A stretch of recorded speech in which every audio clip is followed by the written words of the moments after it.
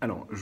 on vient de terminer la formation GDPR de 2 jours que j'organise régulièrement. Et en fait, il y a un point sur lequel on a beaucoup rigolé, en l'occurrence, lors de cette formation, c'est que vous devez porter le registre au registre. Alors, c'est un élément un petit peu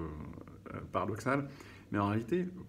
l'article 30 vous impose de mettre en place un registre des traitements des données à caractère personnel, c'est-à-dire recenser tous les traitements des données à caractère personnel qui sont réalisés au sein de l'organisation. Et le paradoxe, c'est que pour pouvoir recenser l'ensemble de ces traitements, vous allez vous-même devoir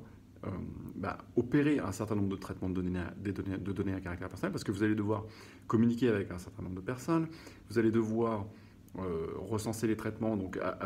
réaliser des interviews, vous assurer qu'effectivement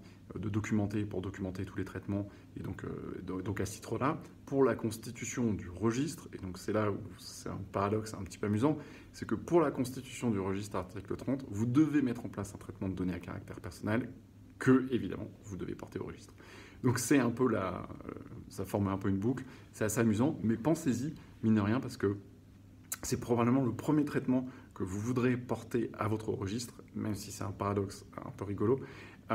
puisque bien, c'est un traitement de données à caractère personnel et vous avez l'obligation de vous assurer que tous les traitements de données à caractère personnel soient portés à votre registre. Donc voilà, celui-là, c'est celui qu'on risque d'oublier par voie de conséquence, puisque on ne pense pas forcément au fait que voilà, le registre doit lui-même être porté au registre. Voilà, n'hésitez pas à vous abonner à la chaîne. Si vous n'êtes pas déjà abonné, on parle beaucoup de données à caractère personnel, de protection des données à caractère personnel, et éventuellement venir à une formation si vous n'êtes pas déjà complètement formé sur ces sujets-là. Voilà, je vous retrouve à bientôt.